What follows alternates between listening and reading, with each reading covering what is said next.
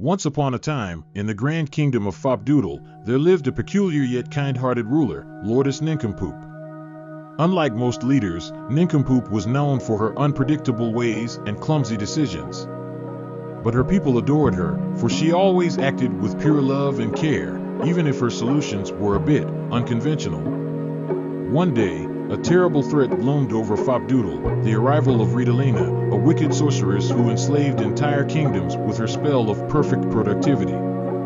Under her influence, citizens became obsessed with work, losing their creativity, joy, and free spirits. Towns that once hummed with laughter and music now buzzed only with the sound of endless toil. Nincompoop knew her kingdom was next. Ritalina's magic would transform her lively people into joyless drones, trapped in a cycle of non-stop efficiency. The Lordess, however, was not worried.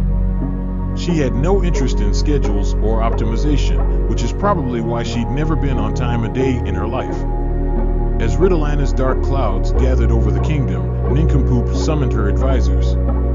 "We need a clever plan," she announced, her voice rising above the growing storm. "Something brilliant. Something fun." The advisors suggested strategies like magic shields and enchanted barricades, but Nincompoop shook her head. "Too serious. That's exactly what Ritalina wants us to be." Inspiration struck as the Lordess tripped over a pile of balloons left from the kingdom's last random parade. "Balloons! Cake!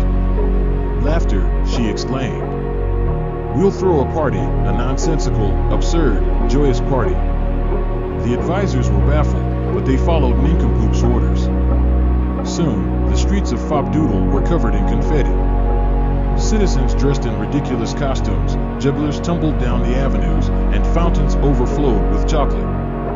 As Ritalina arrived, prepared to unleash her spell of order and productivity, she was greeted by the wildest celebration she'd ever seen. The sorcerers tried to cast her spell, but her magic fizzled and died. It turned out that her power thrived on seriousness and structure, and here in Fopdoodle, there was none to be found. Nincompoop, wearing a ridiculous feathered hat, approached Ritalina with a slice of cake. "Come join the fun," she said, smiling. Ritalina, flustered and confused, was powerless against the festive chaos.